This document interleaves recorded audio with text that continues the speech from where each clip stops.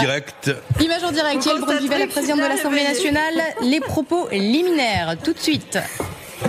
Alors, l'ordre du jour appelle la discussion commune et le vote sur les motions de censure déposées en application de l'article 49 alinéa 2 de la Constitution par Madame Mathilde Panot et 86 membres de l'Assemblée d'une part et par Madame Marine Le Pen, Monsieur Éric Ciotti et 56 membres de l'Assemblée d'autre part. La parole est à Madame Aurélie Trouvé pour une durée de 10 minutes.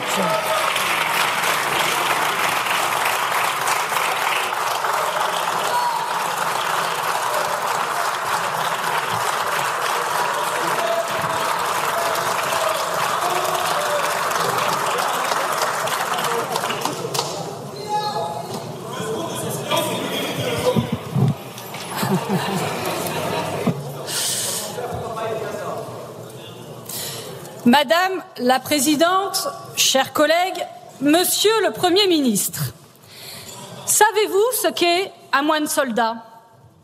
Un homme qui mène une guerre sacrée, qui croit servir une cause supérieure et qui, pour cela, brûle tout sur son passage. C'est bien ce que vous êtes. Vous l'avez dit vous-même, vous êtes un moine soldat, celui de Monsieur Macron. Vous servez un pouvoir minoritaire persistant et pour ça, vous saccagez les fondements même de la démocratie. Le président Macron impose désormais son pouvoir contre la volonté du peuple. Il n'est plus garant des institutions de notre pays. Il n'a pas écouté une seule fois la colère qui s'exprimait dans les rues et sur les ronds-points. Il a volé par 49.3 2 années de retraite aux Français. Il a décidé tout seul d'une dissolution de l'Assemblée nationale, puis a ignoré le vote des Français.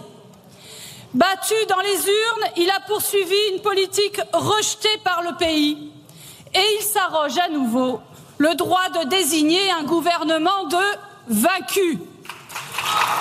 Nous sommes en ce moment même à un tournant de l'histoire. La politique néolibérale en faveur des riches et des multinationales, celle de M. Macron, est massivement rejetée par le peuple. Elle ne peut continuer qu'en étant imposée contre le peuple. Nous y voilà.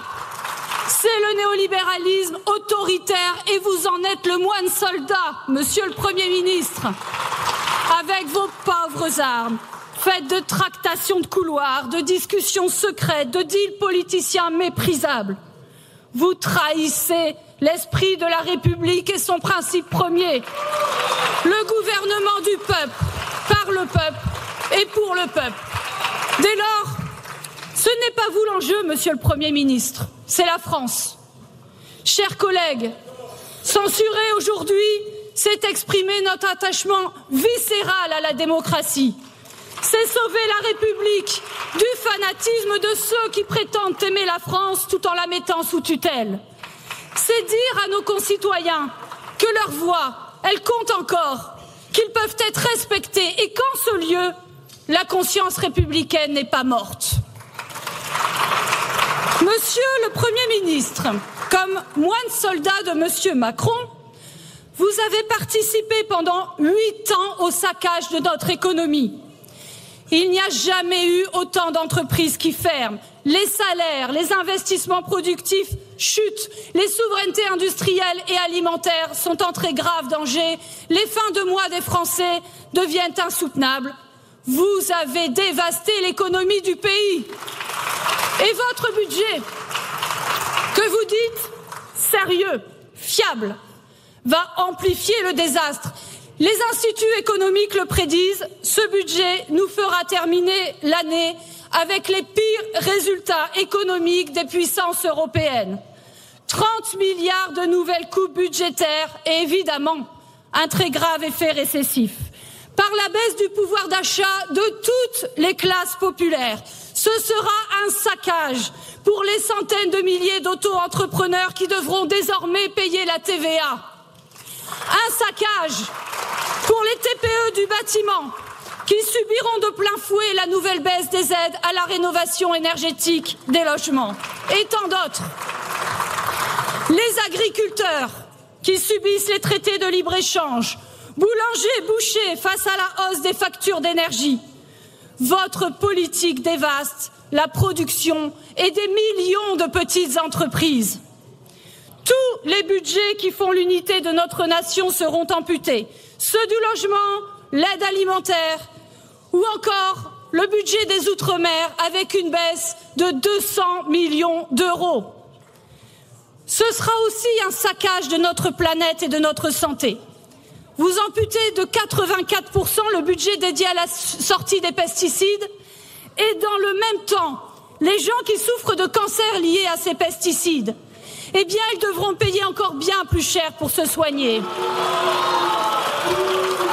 Votre budget relève d'une forme de dévotion, une dévotion cruelle, une dévotion au marché financier et à la dette qui ne peut pas finir autrement qu'en saccage.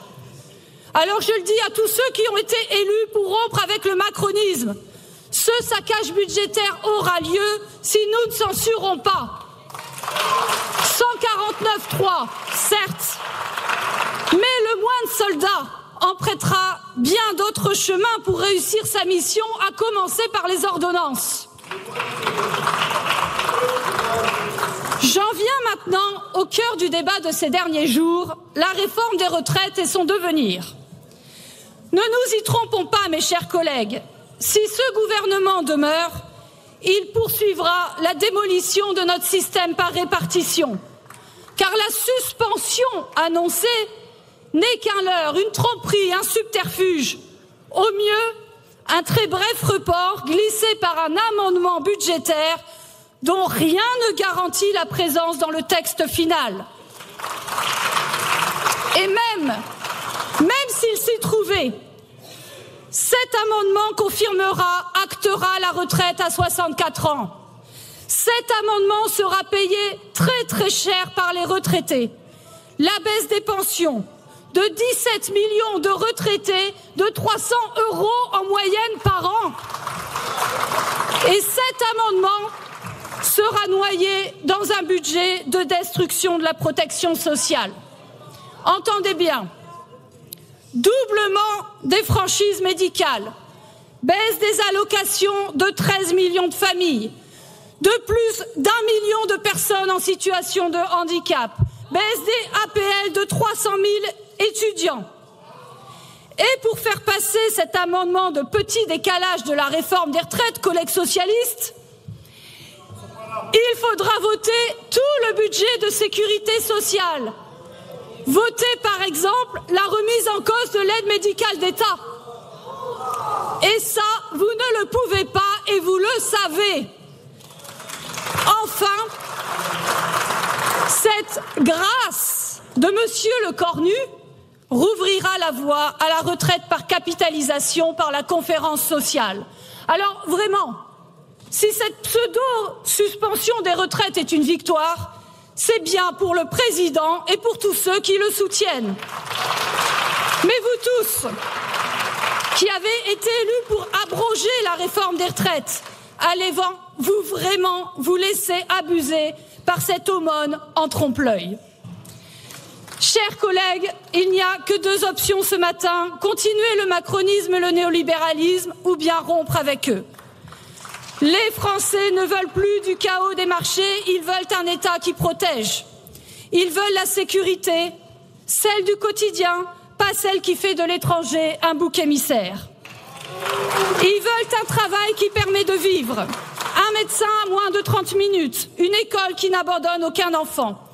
Ils veulent que la République reprenne la main, que les besoins humains l'emportent sur ceux de la finance. Ils veulent la souveraineté populaire face aux féodalités économiques. Alors, arrêtons maintenant de liquider les ressources du pays pour enrichir la finance. Le monde change, c'est maintenant qu'il faut investir des dizaines de milliards d'euros dans la relance écologique et sociale. Maintenant qu'il faut transformer notre production. Maintenant qu'il faut censurer. Censure. Retourne aux urnes. C'est le seul espoir d'un souffle nouveau, le seul espoir de régénérer notre contrat social. Voilà le sens profond du vote de 2024 et du programme de rupture du nouveau Front populaire, grâce auquel nous avons été élus et grâce auquel nous avons gagné. Enfin, je veux dire aux millions de gens, aux travailleuses, travailleurs, qui ont combattu la réforme des retraites en faisant grève et en manifestant. Oui, c'est grâce à vous et seulement vous si la volonté d'abroger la réforme des retraites reste aussi majoritaire dans l'Assemblée nationale et dans le pays. Et à vous tous qui avez fait grève et avez manifesté, je vous dis, ne vous trahirons pas, nous continuerons le combat et nous censurerons. Respectons le mandat de nos électeurs, pensons à l'espoir que nous avons soulevé. Il est des moments où l'attentisme devient de la lâcheté et nous y sommes. Jean Jaurès disait « Le courage, c'est d'aller à l'idéal et de comprendre le réel ». Je m'adresse ici à tous ceux qui se disent héritiers de Jean Jaurès. Montrez ce courage et censurez. Merci beaucoup, Madame la députée.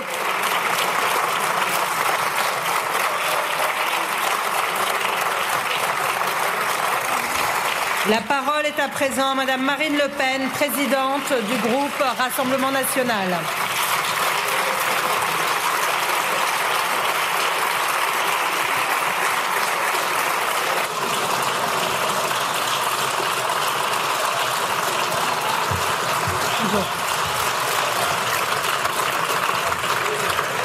Monsieur le Premier ministre, Madame la Présidente, chers collègues, le général de Gaulle, pour désigner le règne des partis, avait une formule, le régime de malheur.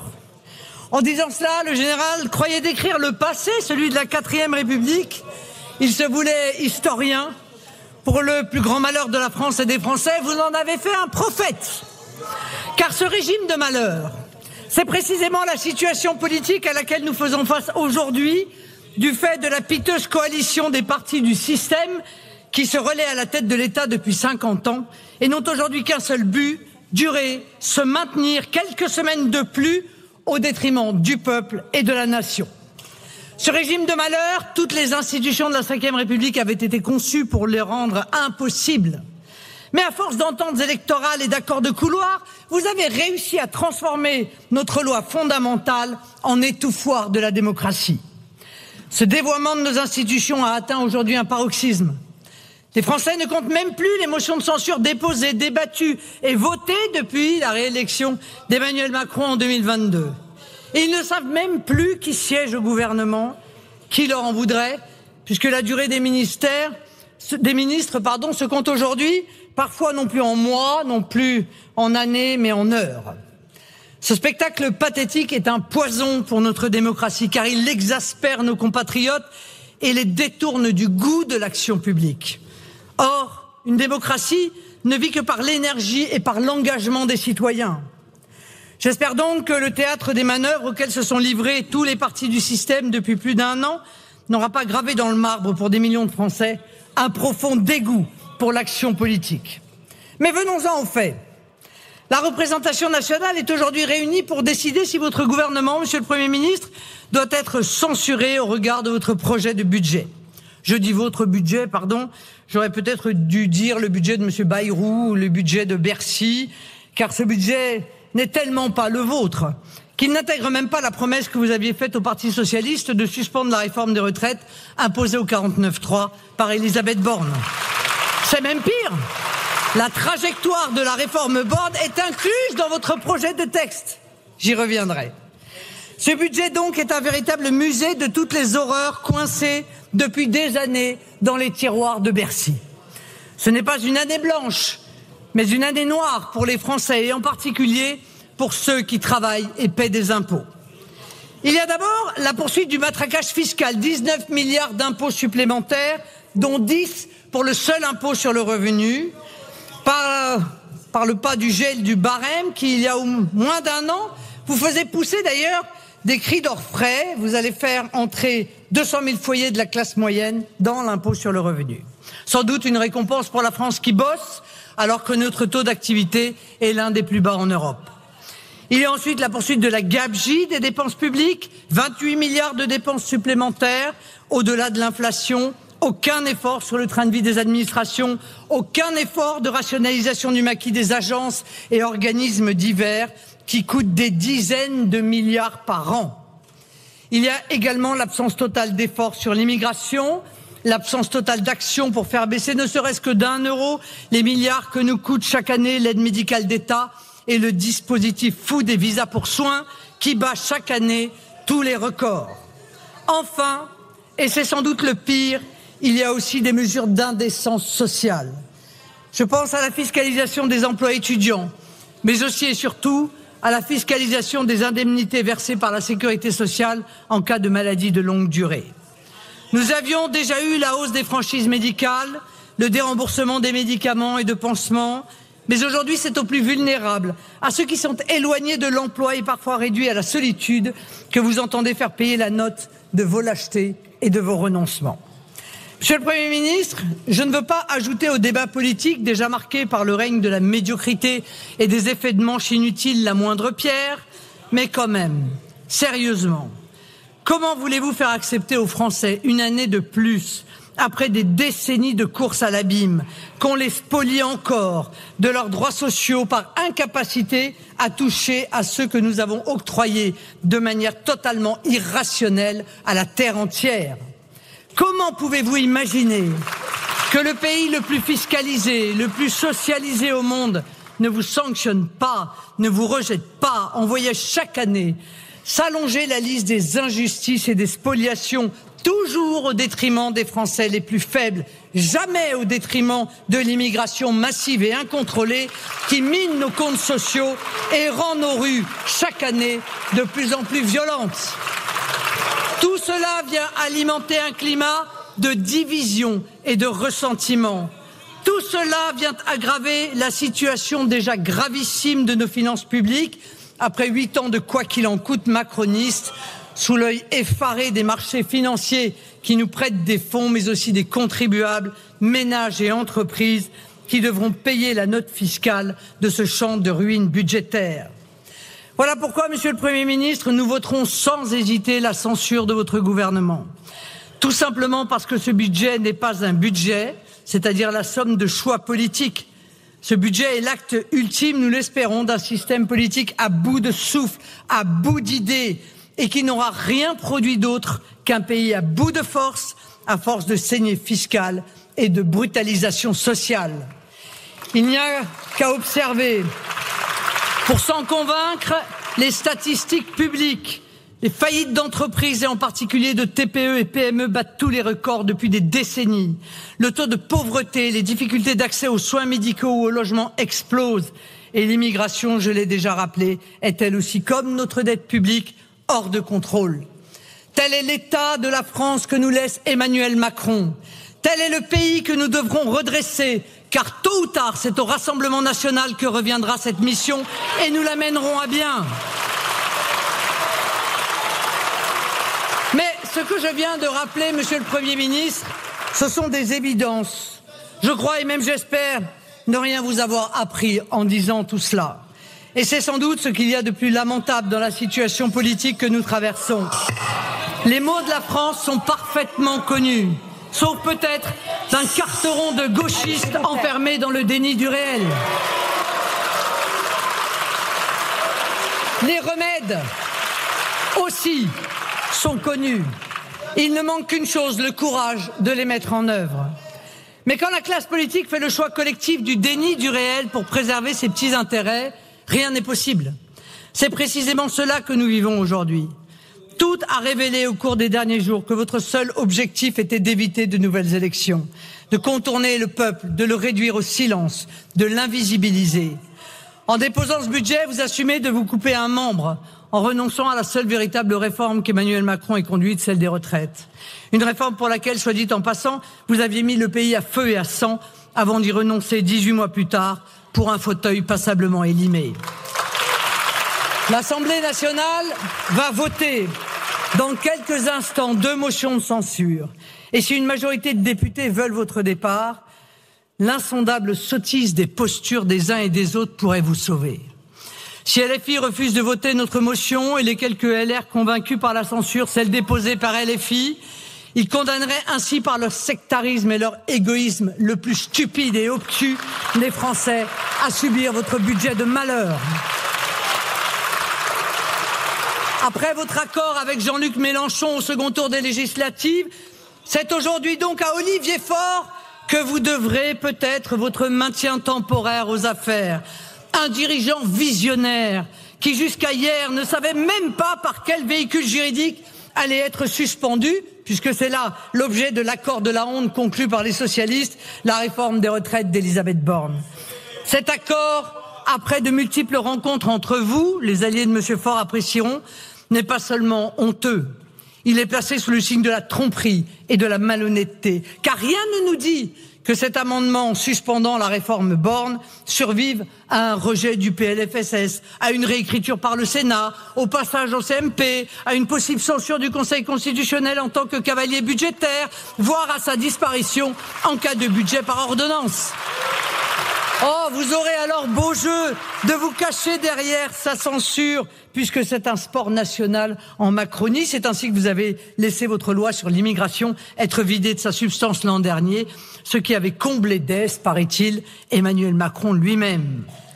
Mais il y a encore mieux que les mesquines trahisons habituelles, il faut bien l'avouer, des socialistes, qui se retrouvent à cautionner la brutalisation sociale des plus faibles et le gel une année de plus du point d'indice de la fonction publique. Il y a donc mieux, il y a M. Wauquiez, il y a LR. Après avoir fait campagne pendant des mois sur son refus de se dissoudre dans le macronisme, M. Wauquiez donc a enfin clarifié sa position. C'est parce qu'il préférait en réalité se dissoudre dans le socialisme. Et soutenir d'un même geste la suspension de la réforme Borne et la désindexation des retraites. Merci M. Wauquiez pour cette clarification bienvenue. Vos électeurs apprécieront. Voilà donc le visage, Monsieur le Premier ministre, de ceux qui vous permettront aujourd'hui peut-être de durer quelques semaines de plus.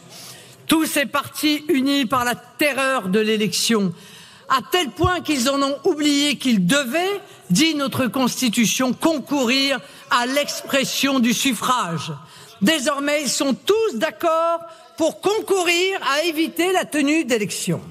Et par pudeur, je n'évoquerai pas les déclarations de vos propres alliés, entre Édouard Philippe, qui appelle à la démission du président de la République mais refuse la dissolution, et Gabriel Attal, qui dit ne plus rien comprendre à Emmanuel Macron mais continue d'afficher son soutien au gouvernement. On s'y perd. Tout cela est pathétique. Tout cela sera bien vite, je l'espère, rangé au rang de mauvais souvenirs. La vérité, chers collègues, et j'en terminerai par là, c'est que vous n'échapperez pas au vote des Français. Vous aurez tout fait, tout entrepris, tout sacrifié pour éviter de retourner aux urnes, mais vous y retournerez. Et vous devrez la tête basse et la mine déconfite retourner devant vos électeurs avec le déshonneur de ceux qui, pendant des mois, auront joué la montre. Le Rassemblement national, lui, attend le jour de la dissolution avec une impatience croissante. Nos 140 députés du RN et de l'UDR ont hâte de retourner devant les Français, car ils pourront, eux, regarder leurs électeurs droit dans les yeux, car ils pourront, eux, rendre compte avec fierté de leur action à l'Assemblée nationale, car ils pourront, eux, dire qu'ils ont fait honneur au contrat moral qui les lie à leurs compatriotes, car ils seront, eux, les artisans du grand redressement national au sein d'une majorité claire qui sera rendue à notre pays par son seul souverain, le peuple. Et ce n'est pas à vous que je veux m'adresser maintenant, mais à nos concitoyens. Mes chers compatriotes, ne laissez personne vous dire que nous traversons une crise politique. Ce n'est pas une crise politique, c'est une crise politicienne, une crise de vieux partis fatigués qui n'ont pour seul projet que d'empêcher le Rassemblement national d'arriver au pouvoir. Mes chers compatriotes, Ne laissez personne vous dire que nous traversons une crise de régime. Ce n'est pas une crise de régime. C'est la crise d'un régime, celui des partis, et il est en train de prendre fin. Mes chers compatriotes, vous allez demain retourner aux urnes et la nouvelle assemblée que vous aurez élue pourra alors voter dès son installation une loi spéciale et le nouveau gouvernement présentera ensuite son budget, un budget reflétant les choix politiques exprimés par le vote du peuple français. Et ce sera enfin le retour de la vraie stabilité, pas celle des postes de vieux notables fatigués, s'il vous plaît, mais celle d'un pays et d'un peuple à qui nous aurons enfin redonné confiance et espérance. Dans tous les cas, car c'est en démocratie de loin incontournable, c'est à vous, peuple souverain, que reviendra le dernier mot. Avec toute notre force et notre détermination, nous lui rendrons le pouvoir. Voilà aujourd'hui le seul chemin à prendre, celui de la démocratie. Je vous remercie, Madame Le Pen. Voilà, c'était Marine Le Pen, la présidente du groupe RN à l'Assemblée nationale, qui défend sa motion de censure. Elle parlait après Aurélie Trouvé, députée LFI de Seine-Saint-Denis, qui elle-même a fait une prise de parole assez tonique. Et on attend maintenant... Je vous remercie. La parole est à présent à Monsieur le Premier ministre. Voilà, Sébastien Lecornu qui monte lui-même à la tribune de l'Assemblée nationale pour répondre à Aurélie Trouvé et à Marine Le Pen. On l'écoute. Merci Madame la Présidente de l'Assemblée nationale, Mesdames et Messieurs les députés, Mesdames les oratrices. Je vous ai écouté attentivement l'une et l'autre et ce qui me frappe le plus, c'est la convocation du peuple comme une convocation d'un peuple imaginaire, comme s'il n'était pas exprimé lors des dernières élections législatives. Et d'ailleurs, on ne peut pas dire que ce gouvernement, Madame Le Pen, a peur du peuple, puisque dans quelques instants, soit l'Assemblée nationale l'aura censuré, soit l'Assemblée nationale l'aura confirmé. On ne peut pas dire que nous avons peur du peuple, Madame la Présidente Le Pen. Vous avez été candidate à l'élection présidentielle en 2017. Vous avez été battue. Vous avez été candidate à l'élection présidentielle en 2022. Vous avez été battue. Il y a eu des élections législatives anticipées que votre famille politique a demandé en réclamant la dissolution. Vous n'avez pas eu la majorité absolue. Et ce que je dis, Madame la Présidente,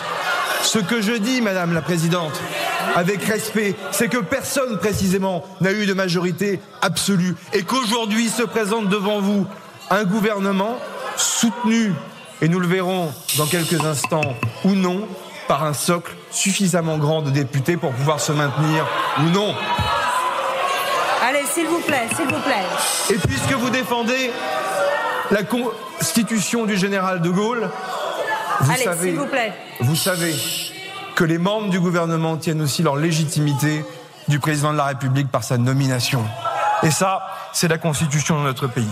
Mesdames et messieurs les députés, je ne ferai pas de longs discours. Je pense que tout a été dit lors de la déclaration de politique générale. Ce que je retiens aussi, c'est que notre esprit de compromis, la volonté de faire en sorte que les débats soient ouverts et lieu, sont au fond le meilleur détecteur de la bonne foi ou de la mauvaise foi. Avec l'abandon du 49.3, avec le temps nécessaire pour mener l'ensemble des débats, s'exprimer ici ce matin à cette tribune en laissant croire à celles et ceux qui nous écoutent que la copie budgétaire telle qu'elle a été déposée est la copie budgétaire définitive, comme si les parlementaires n'avaient pas le loisir, le droit, la capacité de le modifier, de l'amender, de transformer ce texte. S'il vous plaît, mes chers collègues, est-ce que vous pourriez, s'il vous plaît, un petit peu respecter le Premier ministre qui est en train de s'exprimer et qui s'adresse à vous des deux côtés, s'il vous plaît. Un peu de silence. Des deux côtés. Ah, attendez, ça suffit. Allez, s'il vous plaît. Monsieur le Premier ministre, poursuivez, merci. Merci Madame la Présidente. On ne peut pas faire comme si, dans le moment de notre procédure budgétaire, il n'y avait pas un texte sur la table qui n'a pas encore démarré sa discussion. Et de cela, Et de cela, vous ne pouvez pas mentir devant les Françaises et les Français en disant « Voici le projet de budget, voici ce que nous souhaitons censurer », alors que vous avez refusé et que vous êtes en train de refuser de le discuter et de le travailler. La réalité, mesdames et messieurs les députés, soit on rentre dans les débats, soit on rentre une bonne fois pour toutes dans la crise politique. Et de cela, vous devez l'assumer, parlementaires de la France insoumise avec les parlementaires du Rassemblement national, parce que c'est évidemment le moment de vérité. Est-ce que l'on souhaite l'ordre républicain avec des débats qui ont lieu à l'Assemblée nationale, ou est-ce qu'on souhaite le désordre?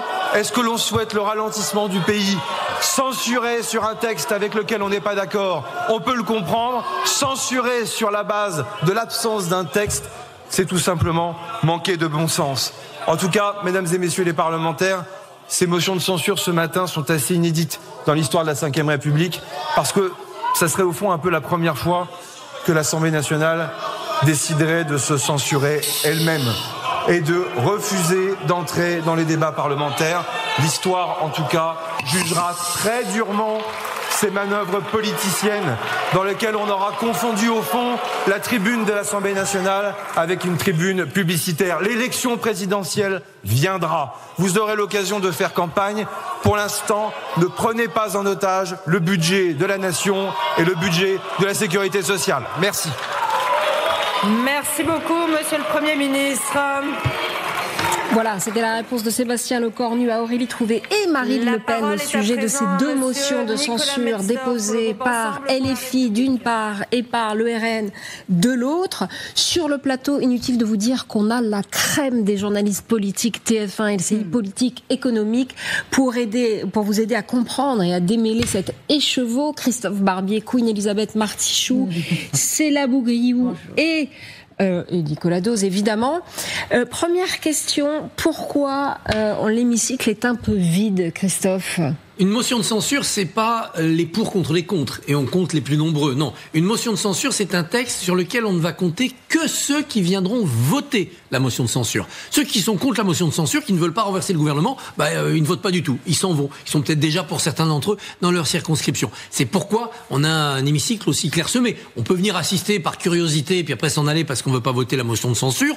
On peut aussi être à la buvette, puis arriver à la dernière minute pour voter sans avoir écouté les arguments des uns et des autres. Mais l'hémicycle à moitié vide ou aux trois quarts vide, ça nous donne déjà une indication.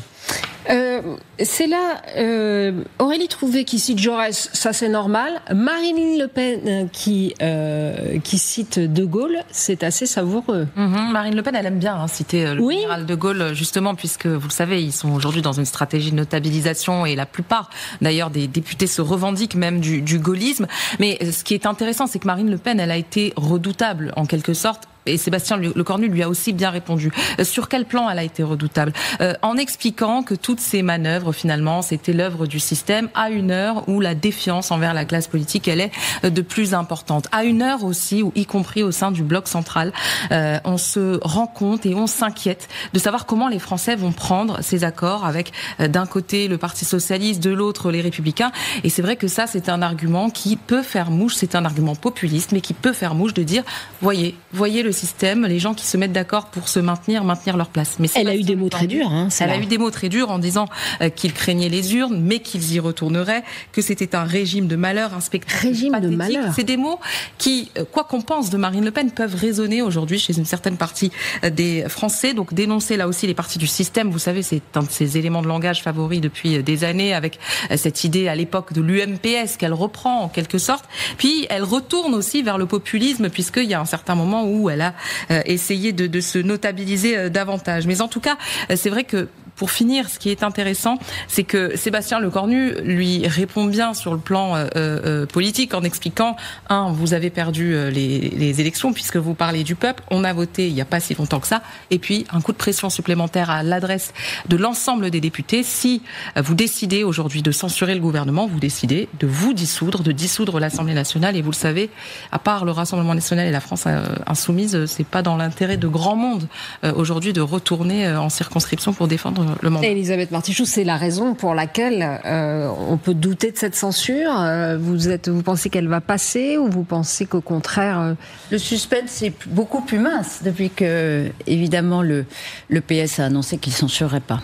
46e motion de censure depuis 2022. Il y en a une qui est passée, qui a fait chuter Michel Barnier. Celle-là, je suis pas sûre que Sébastien Lecornu ait dormi sur ses deux oreilles, mais disons qu'il a été rassuré. Je voudrais juste revenir sur Marine Le Pen, parce que moi, je vois quand même une contradiction, une incohérence chez Marine Le Pen. Ça n'est pas une période aussi facile qu'on le dit pour elle depuis quelques jours, parce que dans le fond, ce qu'on a entendu là, quand elle dénonce justement, et c'est là avait raison de le souligner, UMPS, l'œuvre du système, c'est à l'encontre de tout son discours de notabilisation. Quand elle, je veux dire, ça fait des semaines qu'elle essaie de se rapprocher du MEDEF. Là, aujourd'hui, elle est dans la logique dégagiste, purement et simplement la même logique dégagiste dans le fond que LFI. Et donc, je trouve que ça n'est pas aussi cohérent qu'on pourrait le croire. Et ce serait intéressant puisque sa motion de censure, c'est celle qui à tout coup ne passera pas. Ce serait intéressant de voir quand même combien de députés LR pourraient la voter. Parce qu'ils peuvent se permettre de voter celle-là et ne pas voter l'autre. On n'ajoute pas on ne fait pas l'addition de tout cela. Et donc, on va voir. Mais elle, sa motion, c'est sûr, elle ne passe pas. La seule qui comporte un petit parce que le RN sent encore le soufre. Parce que la gauche ne vote pas les motions de censure du RN, alors que le RN a annoncé qu'il voterait toutes les motions de censure, puisque, encore une fois, la stratégie depuis une semaine, qui est vraiment très frappante, c'est censure, dégagiste. Quand c'était le bazar à Paris, partout, à l'Assemblée nationale, etc., et qu'elle était au Salon des éleveurs, c'est ça, où elle a dit on censurera, on va censurer, elle était proche, loin de Paris. C'est la fin de la récré. Oui, voilà. C'est la fin de la récré. La présidente du groupe qui a parlé là, c'est la même que celle qui a perdu hier un arbitrage très important au Conseil d'État, puisque son recours au Conseil d'État pour soit obtenir l'annulation des dispositions du Code électoral qui la prive de ses mandats, mandat local déjà supprimé, mandat de député impossible s'il y a une dissolution, a bloqué aussi la question prioritaire de constitutionnalité. Elle ne pourra pas interroger le Conseil constitutionnel sur la validation constitutionnelle de son exécution provisoire d'inéligibilité. Donc maintenant, sa dernière chance d'être candidate à la présidentielle, c'est d'être relaxée lors de son procès en appel en janvier-février. Donc elle est terriblement affaiblie. Ça explique peut-être aussi ce virage populiste, ce retour à une certaine forme de stratégie du chaos qui s'apparente à celle de LFI. Si on fait les comptes, là je m'adresse à nos éminents journalistes politiques, si on fait les comptes... Je ferai les comptes après aussi. Oui, et vous ferez pas les comptes... mêmes. Non, pas les mêmes, Nicolas. Vous ferez les comptes des ce qu'on appelle... de ce qu'on appelle, pardon ? Non, mais la renonciation sur l'abdication selon où on se trouve sur les retraites, c'est ça ? Oui. Ouais. Donc, ce matin, Sébastien Lecornu va savoir s'il reste à Matignon. Les deux motions de censure, on les a entendues. Combien il faut de voix, Christophe, Elisabeth, c'est là, pour qu'il saute ? 289. 289. L'Assemblée est au complet, il n'y a pas de siège vacant. Donc voilà. Et pour l'instant, on a quoi ? Faites-nous un petit on a 139 sûrs du côté de l'extrême droite et des alliés proches d'Éric Ciotti. En face, on a... 140, disait Marine Le Pen, là. Oui, 140. Unité près. Alors, une unité près. Après, il y a toujours des gens qui sont apparentés, il y a des gens qui sont non inscrits. Mais bon, comptons 140 si vous voulez. Du côté de la gauche, l'addition LFI, écologiste, groupe communiste, c'est 126. Mais un député communiste a déjà dit qu'il ne voterait pas la censure, député de l'Allier, et une députée écologiste des Deux-Sèvres, Delphine Batho, a dit qu'elle le ferait de même. Donc on en a moins 2. Sauf que les socialistes qui ne doivent pas normalement voter la censure, il y a pour l'instant 6 défaillances. Un député PS, Paul Christloffle, et 5 députés venus de l'Outre-mer. C'est intéressant parce que Lecornu a été ministre de l'Outre-mer, il s'est sans doute fait des ennemis. Donc, vous voyez, grosso modo, moi je considère que sur la motion LFI, qui est la seule en effet qui peut faire une addition, on est à 270. Voilà, maximum. Donc, il faut trouver 19... Ouais. C'est en sauvegarde, hein. Il passe exactement. Comment ça se alors, où peut-on trouver les 19 qui manquent pour renverser le gouvernement ? Du côté des Lyotte, indépendants outre-mer, indépendants comme leur nom l'indique. Il y avait des adversaires résolus de la réforme des retraites. Par exemple, Charles de Courson. Il ne va pas faire tomber le gouvernement qui veut la suspendre. Allez, comptons que chez les Lyotte, sur les 22, il y en ait 8-10 qui votent la censure. Le niveau a baissé depuis que leur chef, leur président de groupe est entré au gouvernement. Exactement. Donc ça a fait baisser la température. Bon.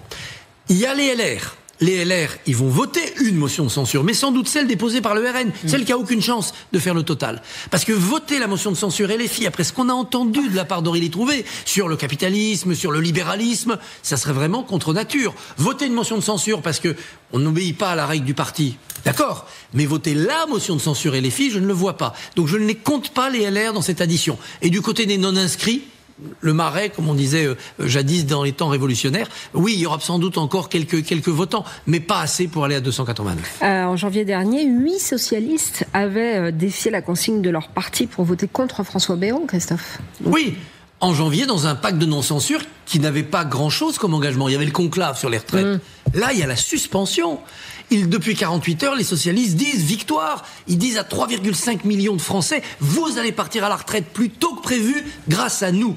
Donc, défier cela, être dissident, être frondeur, alors qu'ils ont obtenu quelque chose de concret, contrairement à janvier, c'est quand même plus difficile. Bref, c'est quand même pas complètement gagné, cette histoire. Il y a un vrai risque pour le Premier ministre de chuter aujourd'hui. Oui, absolument, vous avez bien résumé, mais ce qu'il faut noter d'ailleurs, ce qui l'illustre parfaitement, c'est qu'il y a tout de même une forme de fébrilité aussi au sein du gouvernement et au sein du bloc central. Pourquoi ? Parce que Christophe l'expliquait sur les divisions qu'il y a au sein des partis. Alors, effectivement, mathématiquement, ça ne passe pas. Ce serait une énorme surprise aujourd'hui que Sébastien Lecornu soit censuré, que son gouvernement soit censuré. En revanche, si ça passe pour aujourd'hui, il faut savoir que les difficultés restent très nombreuses pour les prochaines semaines qui arrivent. Allez, on va entendre Laurent Baumel, député PS d'Indre-et-Loire. Merci Madame la Présidente. Monsieur le Premier ministre, en préambule de cette intervention, je veux d'abord vous dire que nous comprenons intimement et parfaitement les sentiments et les raisonnements qui conduisent nos collègues des autres groupes de gauche à vouloir ce matin censurer votre gouvernement. Nous comprenons et partageons l'exaspération engendrée par le spectacle accablant de ce président de la République qui, chagriné des mauvais résultats des élections européennes, a voulu lui aussi jouer à la dissolution, a perdu les élections législatives qu'il avait convoquées, et s'est obstiné ensuite à en nier les résultats en ne consentant à nommer que des gouvernements à sa convenance, et ce, même lorsque le prétendu socle commun qui servait de prétexte à cette dénégation démocratique a volé en éclats il y a 10 jours sous le regard médusé du pays. Monsieur le Premier ministre, en préambule de cette intervention, je veux aussi vous dire que notre non-censure d'aujourd'hui n'est évidemment en aucun cas un pacte de non-censure. Nous ne nous engageons à rien, et surtout pas à voter ou laisser passer le budget récessif et injuste que vos ministres nous ont présenté. Nous ne renonçons à rien, et si vous-même ou d'autres ici pouvaient en douter, nous rappelons le précédent de François Bayrou, qui s'était un peu vite bercé d'illusions à notre sujet. Alors, si en dépit de ces rappels, nous faisons néanmoins le choix de ne pas vous censurer dès votre entrée en scène, c'est pour 3 raisons que je veux expliciter ici. La première tient à notre vision, j'allais dire à notre compréhension de la nature même de cette législature. Cette législature absolument inédite parce que dépourvue de majorité absolue et même relative est la première manifestation du tripartisme qui structure désormais notre période politique. Dès son avènement, les socialistes ont admis et énoncé qu'elle ne pourrait fonctionner que sur la base de compromis substantiels entre les forces qui ont composé le Front républicain de juillet 2024. Dès son avènement, nous avons pris nos distances avec l'illusion d'une possible application intégrale du programme du NFP. Et nous avons conçu le gouvernement que nous avons proposé de former autour de Lucie Castet comme un gouvernement minoritaire, appelé à chercher des majorités texte par texte dans l'Assemblée telle qu'elle est. Dans notre vision, cette configuration nouvelle n'est pas d'ailleurs nécessairement une régression. Le système pyramidal, structuré autour d'un président tout-puissant, appuyé sur une majorité pléthorique et docile, n'a pas produit au cours des décennies un bonheur politique et une confiance dans les institutions telles qu'il faille à tout prix nous hâter de retrouver ce paradis perdu. Au moins, notre Assemblée reflète largement le pluralisme réel du pays. À supposer qu'il soit hautement désirable, donc, le retour à la normalité de la Ve République ne serait pas en outre garanti par un retour actuel aux urnes, qu'il prenne la forme d'une dissolution ou d'un départ du président. Les Françaises et les Français ne le demandent pas forcément. À travers nos échanges hebdomadaires avec eux, nous sentons qu'il existe une base sociale dans le pays pour accueillir avec soulagement et peut-être même soutenir demain une expérience institutionnelle novatrice qui parviendrait à concilier le pluralisme et la stabilité, la confrontation naturelle des orientations avec la capacité d'agir que ce pays éminemment politique continue d'attendre de son État. Une expérience qui nous sortirait de l'image déprimante d'un pays bloqué par la somme de ses intransigeances. La seconde raison de notre non-censure tient à notre conception de l'action politique, celle qui a fondé historiquement l'identité du socialisme démocratique et l'a distingué des mouvements révolutionnaires ou gauchistes. Depuis toujours, nous préférons nous battre ici et maintenant pour obtenir des avancées concrètes dans le cadre des institutions pour celles et ceux que nous défendons, plutôt que de travailler sans cesse à approfondir des contradictions et des crises, censées faire advenir des grands soirs sans cesse différés et souvent décevants. Dans le moment présent, et même si, je le répète, nous partageons l'exaspération devant l'attitude présidentielle, nous ne sommes pas convaincus que faire tomber à la chaîne tous les gouvernements qui passent pour précipiter une élection présidentielle à l'issue incertaine soit le meilleur service que la gauche puisse rendre aux couches populaires qui ont besoin d'elle. Forts de nos 69 députés, nous préférons exercer des rapports de force, agir dans l'hémicycle, pour essayer d'inscrire dans le droit positif les propositions politiques issues de notre programme commun. Nous croyons à la nécessité et à la valeur du compromis. Nous voulons des avancées concrètes pour les gens. Et la troisième raison, Monsieur le Premier ministre, pour laquelle nous faisons le choix de ne pas vous censurer au lendemain de votre déclaration, est que vous avez, à travers l'annonce de la suspension immédiate et complète de la réforme des retraites que nous vous demandions publiquement, fait une concession réelle qui est aussi une avancée réelle. Une concession réelle. Oui, nous connaissons l'attachement quasi obsessionnel du président de la République et de vos amis pour ce totem du bilan macroniste. Nous nous souvenons de la façon dont les outils de la coercition et de l'obstruction parlementaire ont été mobilisés pour l'imposer et le maintenir coûte que coûte face à une assemblée et un pays récalcitrant. Une avancée réelle. On peut ici ou là ergoter, minorer, dévoiler notre supposée naïveté. Nous sommes fiers d'avoir exercé cette pression, ce rapport de force qui permettra demain à 3,5 millions de personnes usées ou fatiguées par une vie de travail de partir plus tôt, si elles le souhaitent, à la retraite. Mais je termine, Monsieur le Premier ministre, je termine par là où j'ai commencé. Pour la première fois de cette législature, vos amis et vous-même semblez comprendre que la pérennité de cette législature a un prix. À la différence de votre prédécesseur, vous semblez vouloir nous épargner les leçons de morale ou d'économie pour nous traiter comme on traite ses opposants en l'absence de majorité. En ne joignant pas ce matin nos voix à la censure, nous faisons le pari que vous continuerez à le comprendre dans le débat budgétaire qui vient. Sur la suspension des retraites, je vous le dis solennellement ce matin. Il n'y aura pas d'entourloupe ou de ruse procédurale. Vous êtes le garant qu'à la fin du processus, la suspension devienne une réalité juridique. La pérennité même de votre gouvernement est désormais liée à cet engagement pris à cette tribune devant des millions de Français. Monsieur le Premier ministre, vous avez renoncé au 49.3. C'est un progrès démocratique qui permettra aux majorités parlementaires de corriger votre copie. Chacun sera mis devant ses responsabilités et assumera ici les classes sociales et les intérêts qu'il défend. C'est infiniment mieux qu'un budget imposé par ordonnance. Mais ce geste, Monsieur le Premier ministre, ne vous exonère pas de votre responsabilité de faire de nouvelles concessions sur la trajectoire financière, sur la justice sociale, sur le pouvoir d'achat, si vous voulez, si nous voulons que la France ait un budget et un gouvernement à la fin de cette année. Monsieur Retailleau vous accusera peut-être d'être notre otage, ce n'est pas notre sujet. Nous demandons simplement que les idées validées par un tiers des Français lors des élections législatives trouvent leur place légitime dans le budget de la nation. Monsieur le Premier ministre, je conclus. Nous faisons le pari qu'une forme d'intelligence politique collective peut peut-être encore émerger du bourbier créé par l'apprenti sorcier de l'Élysée. Un automne parlementaire ne suffira pas à recréer l'amour des Français pour leurs institutions. Mais nous pouvons commencer à leur redonner du crédit. Nous pouvons agir pour éloigner le pire, les souffrances, les malheurs, les désordres, les salissures de notre République auxquels notre échec collectif pourrait désormais rapidement nous conduire. Voyez donc, Monsieur le Premier ministre, cette non-censure comme un sursis et comme un appel au sursaut. En ce mois d'octobre 2025, les Français nous regardent, vous regardent, ne les décevez pas. Merci beaucoup, monsieur le député. Voilà, c'était Laurent Baumel, député de la 4e circo d'Indre-et-Loire, contre la motion de censure, bien sûr.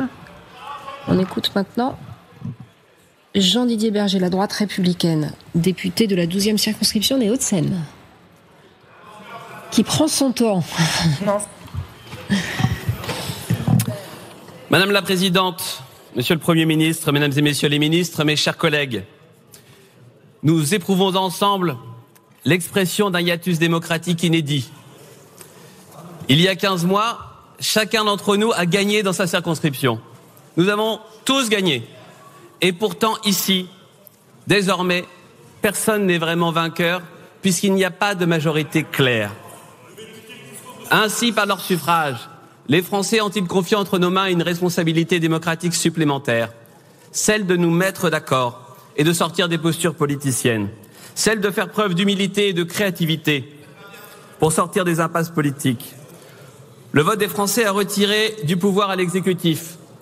Vous en avez pris acte, Monsieur le Premier ministre, en renonçant expressément à l'utilisation du 49.3 à l'occasion de l'examen du budget de la Nation. Davantage de pouvoir est donc désormais entre nos mains.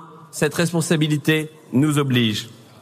Bien sûr, en chacun des députés ici présents résonnent ses engagements, ses convictions, ses idées. Chacun voudrait appliquer son programme à la lettre. Mais il n'y aura pas de solution chimiquement pure jusqu'à la prochaine élection présidentielle.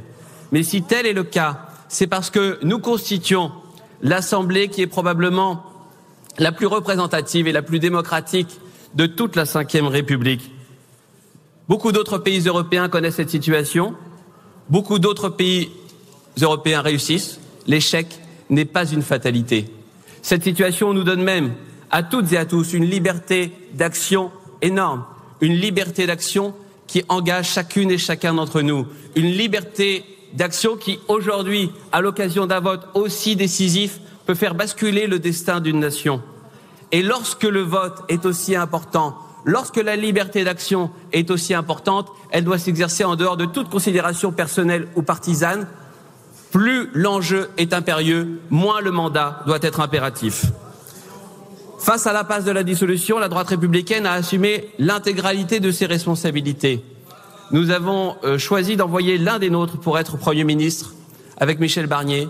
Nous avons soutenu un autre Premier ministre qui n'était pourtant pas issu de notre formation politique, avec qui nous n'avions pas une histoire d'amour très évidente, et pourtant nous l'avons fait pour éviter les conséquences qui pouvaient se reproduire à l'issue de la première censure, des conséquences qui créaient beaucoup d'incertitudes pour le pays.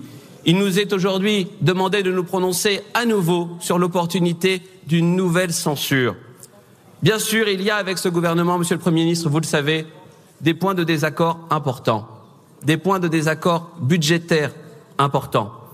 Le Haut Conseil des finances publiques l'a dit, 2025 commence à marquer le début de la réduction des déficits. Mais cette réduction des déficits se fait 100% par l'impôt et 0% par la baisse de la dépense publique. Comment est-ce possible dans le pays le plus taxé du monde, dans le pays qui dépense le plus? S'il y avait une majorité et une opposition, comme c'est traditionnellement le cas ici à l'Assemblée nationale, nous serions probablement dans l'opposition et nous voterions probablement contre ce projet de budget. Mais voilà, il n'y a pas de majorité. Et si, sans responsabilité, il ne reste plus que des oppositions, alors nous serons dans le néant budgétaire. En moins de 2 ans, la France a connu 5 premiers ministres, nous rappelant ainsi les heures les plus sombres de la 4e République. Le général de Gaulle et Michel Debré ont précisément conçu nos institutions et notre Constitution comme un rempart face à cette instabilité, un rempart qui permet à la France d'avoir une stabilité qui lui confère sa solidité. Des institutions qui garantissent que l'intérêt supérieur de la nation passe avant tous les intérêts partisans. C'est précisément en considération de l'intérêt national que les députés de la droite républicaine ont aujourd'hui décidé de ne pas censurer ce gouvernement. Pas seulement parce que les Français sont très majoritairement opposés à cette censure, mais parce qu'il s'agit de l'intérêt supérieur de la nation. C'est l'intérêt national qui commande aujourd'hui, mes chers collègues, de trouver les voies et moyens d'un accord pour doter la France d'un budget avant la fin de l'année. C'est l'intérêt national qui nous enjoint d'honorer les engagements de la France pris auprès des instances de l'Union européenne. C'est encore l'intérêt national qui ordonne de comprendre que sous le regard attentif et circonspect des marchés financiers, c'est la crédibilité de la signature de la France qui est en jeu. Parmi les censeurs ici présents aujourd'hui, qui ira payer les traites exorbitantes des Français? Qui le fera?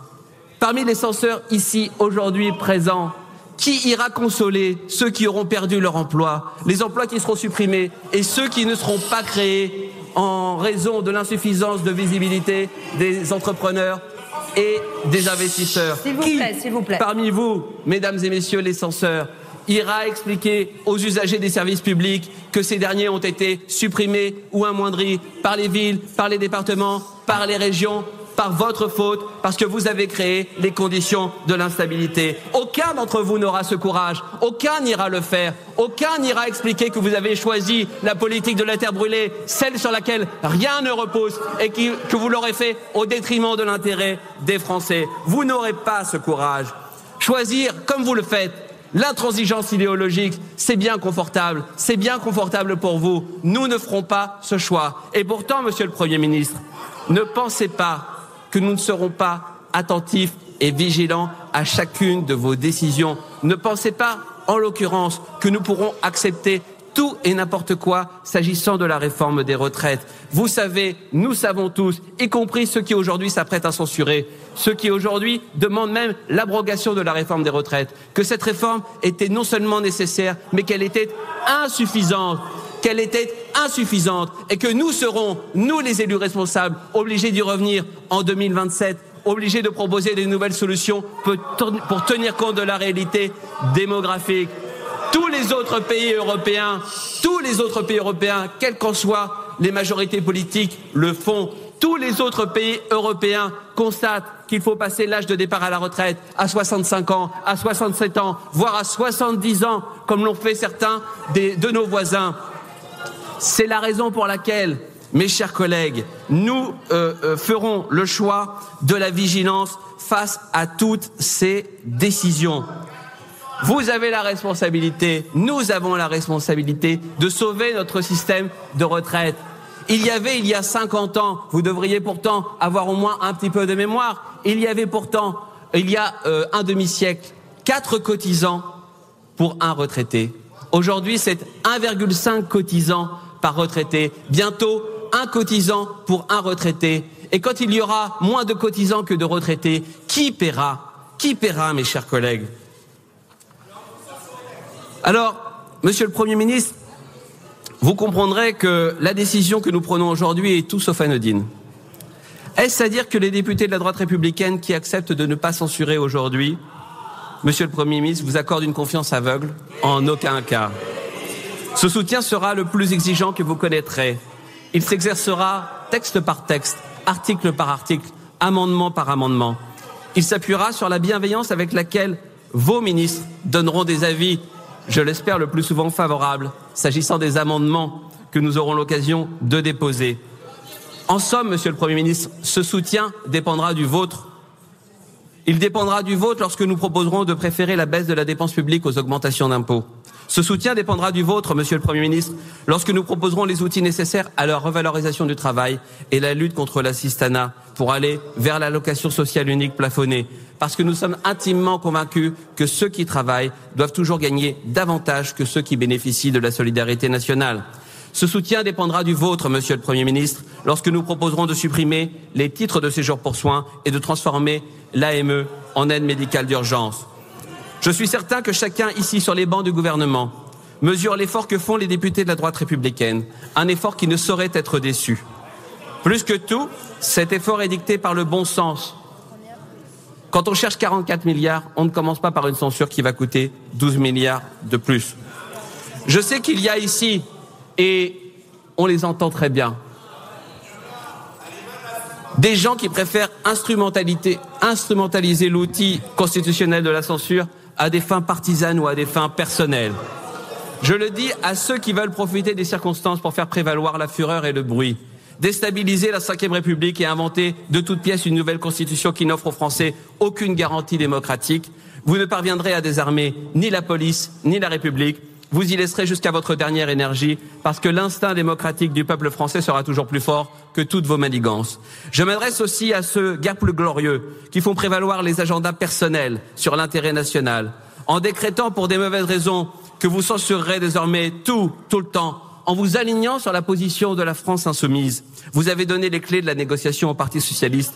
Vous avez rendu nécessaire la suspension de la réforme des retraites. Mais peut-être au fond, était-ce ce que vous souhaitiez, puisque vous-même vous êtes pour l'abrogation de la réforme des retraites. Peut-être au fond, est-ce ce que vous souhaitiez, puisque vous avez un programme plus à gauche que la gauche. Peut-être au fond, puisque vous vous dites ni de droite ni de gauche, en réalité, vous n'êtes ni de droite ni de droite. Alors, puisque dans ce pays, il n'existe souvent rien de plus proche que les extrêmes, je le dis à tous les censeurs, les Français, le peuple souverain, va vous envoyer, à travers la facture de l'histoire, le prix du mépris que vous vous apprêtez aujourd'hui à déverser avec désinvolture sur l'intérêt national.